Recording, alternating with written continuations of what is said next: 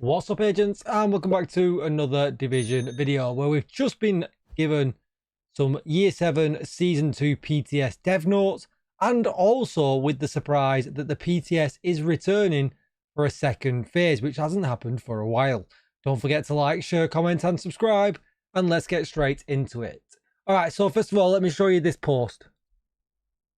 So starting tomorrow, which is a pretty quick turnaround at 2 p.m. CEST, which is 1 p.m. UK time.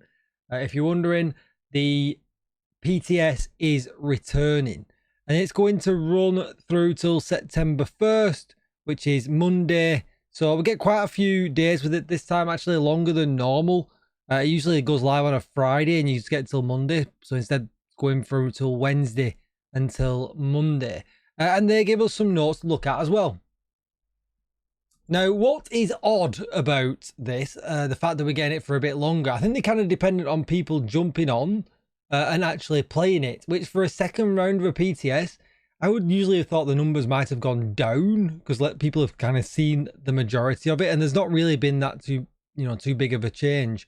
But as you can see here, it says here, as we're gear up for the upcoming season, The Pact, we're launching a second phase of the Year 7 Season 2 PTS. The server's going to open when we've just talked about.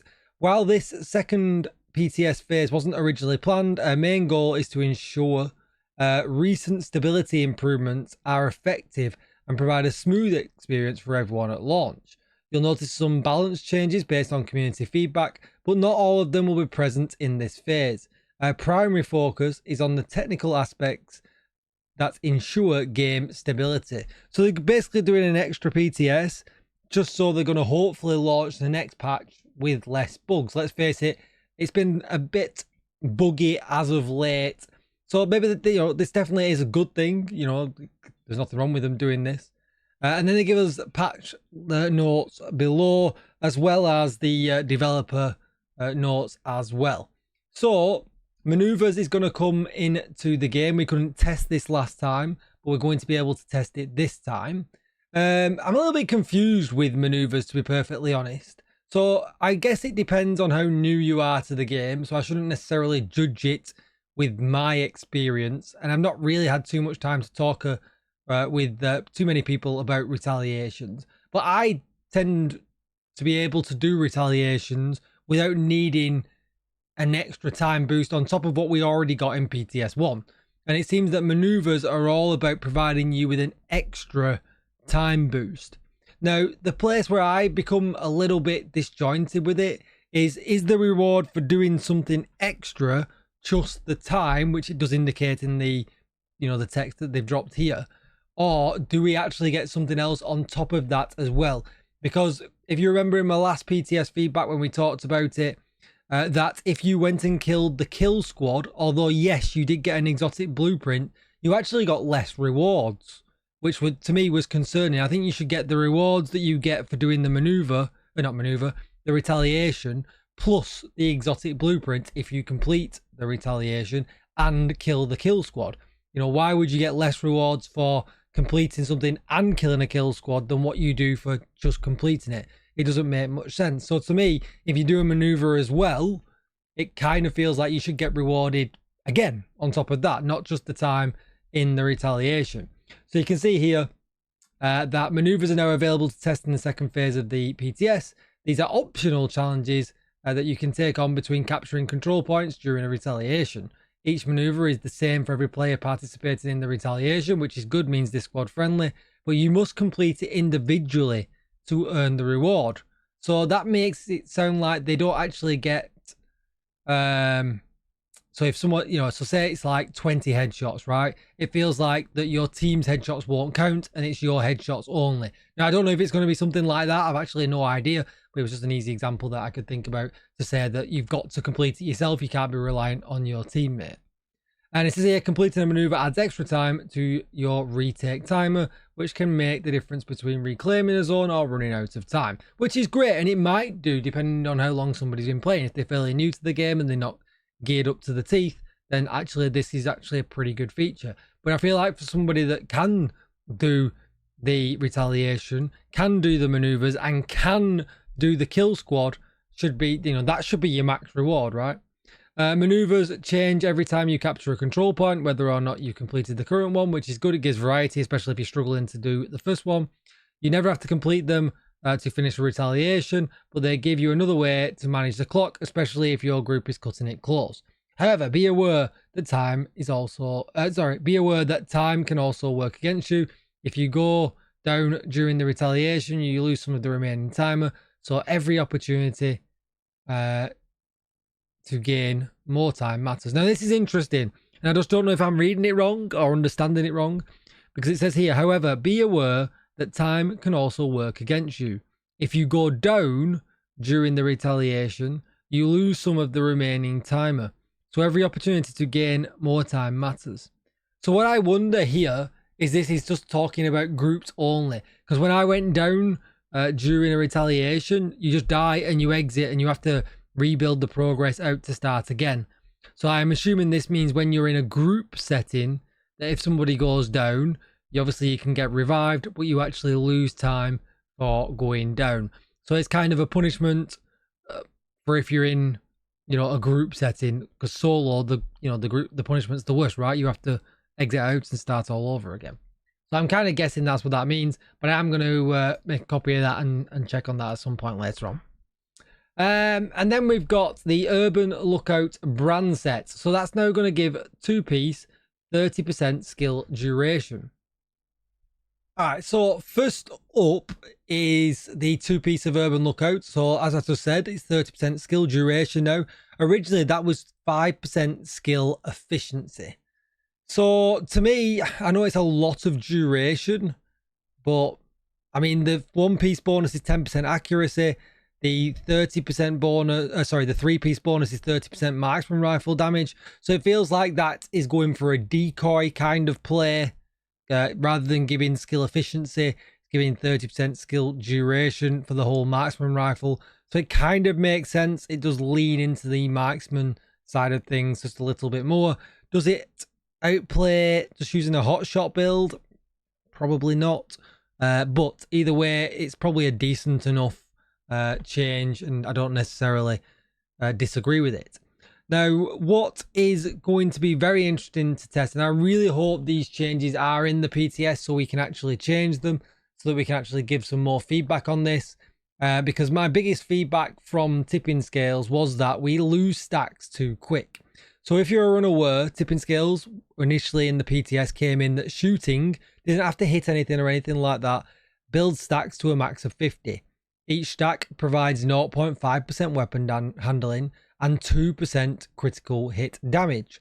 You lose 6 stacks per second while not shooting, but you don't lose any stacks at all if an enemy on the field is currently suppressed. So that was that. Now they've changed it, and I was kind of getting a little bit excited, but what they've done is they've upped the critical hit damage from 2 to 4%. Which is a pretty interesting way of changing it. It's basically throwing more damage at it. And that then means that without anything aiding it, so no chest or backpack talent, at that point, by just using the gear set itself, you can get up to a max of 200% critical hit damage, which is a pretty good bonus when it comes to critical hit damage. But just remember that when you see a lot of these builds online, and I put them on my channel beforehand and stuff like that, but I always make a point of saying that, oh, this has got 700% critical hit damage, but the diminishing returns on that is absolutely huge, right? It's absolutely huge. It's, the extra 300% critical hit damage on that at the end to take it up so high is probably worth far less, weapon damage if you could just add that in, or, anything else. So there is that to think about, right? So this is obviously going to push what max critical hit damage number we can get with builds up.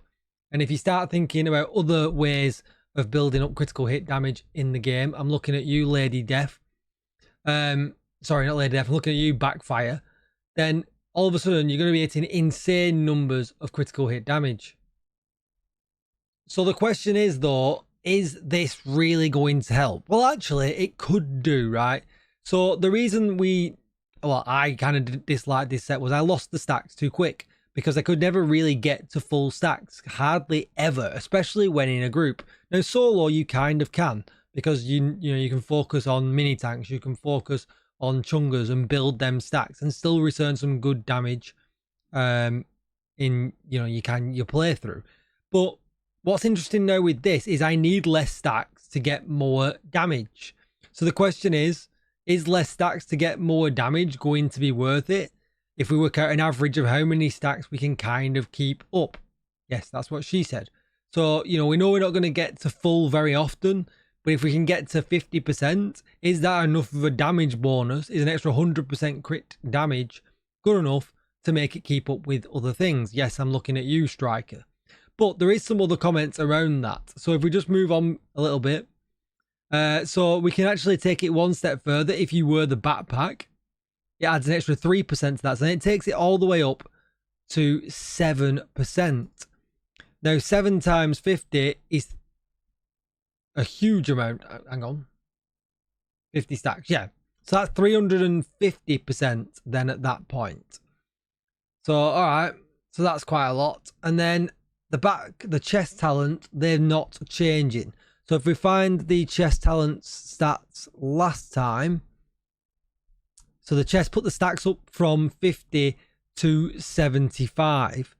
So all of a sudden we're doing 75 times by 7, and that's 525% critical hit damage, which is obscenely high and already has a huge diminishing return before you start thinking about your own attributes on your build and anything else. So it sounds a lot, but in reality, it's not a lot. It's just a big number. And it's, it's a significant boost. But the question is, does running the chest out damage running Cheska Obliterate, Cheska Glass Cannon, and things like that? Vigilance on a backpack, Unstoppable Force. So we have to do all that math to kind of figure it out. But I think really what the kind of base thought process needs to be around it anyway is not really that, because we can opt out of running the chest, we can opt out of running the backpack, but we can't opt out of running just the actual 4-piece talent itself. So I really hope that this changes in the game so we can test it out to really feel how much we can keep them stacks up. And I really hope it's a good change. If not, I really feel like, they're going to have to bring them stacks down and maybe reduce the damage back to more like what it was in the previous PTS, or maybe find a nice in between, come down to maybe 4 stacks. I guess they might come down to 5, but I really would hope they would come down to 4. But then I'd be fine with them dropping the damage back to 4% from 7, because I feel like then at that point, then we'd be in a much more workable place for keeping them stacked up. But they do talk about it a little bit lower down into why they've gone this way, and we'll kind of get to that in just a moment. So they've put a bunch of stuff as always on the vendors. They always do that, and nothing crazy there. They talked about Retaliation. Here, the Pact has been one of the most anticipated seasons for our dev team. It introduces one of our favourite mechanics, Retaliation. Our goal was clear: to bring new endgame content with high replayability, new ways to interact with the open world, and a fresh path for farming exotics. So I really hope they haven't mentioned it in here, but I really hope they've done something about the rewards that we get from it, because once you've got all of the exotic blueprints, the rewards were very lackluster for the time that you invested in doing it. They put here, after reviewing community feedback, the internal data, we're happy to see that the reception has been largely positive, aligned with the experience we aim to deliver. Of course, there's always room for improvement, and we're making a few adjustments to address some of the feedback we received. For example, we will tweak the global modifier balance to make sure that players can easily benefit from controlling named zones when starting from the ground. Also, now we will finally include maneuvers feature, allowing players to better manage their risk-reward ratio throughout Retaliation. So I'm kind of hoping that they have improved the rewards, because they do kind of mention it there, but I guess we'll see. And then they put, we also noticed that many players had trouble triggering Retaliation due to the slow rate on the meter, and that's true. I mentioned that as one of the first things I noticed when I did the first video trying it out.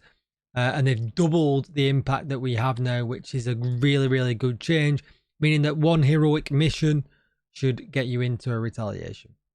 They also have added a new daily project that once completed instantly fills a faction's retaliation bar to 100%, allowing you to quickly start it. So hopefully it's something quick that we can do. So this is another great way of getting us into retaliations much quicker. I kind of don't feel like you should have to do that much work to get into a game mode, right? Because normally we can just enter them. So yeah, this is all great changes, and hopefully it lines up great when we test it. Then they made they kind of repeated themselves. That they're a bit weird, this layout, but they talked here about the seasonal gear. We carefully reviewed your feedback and cross-referenced it with usage data to understand the impact on the meta.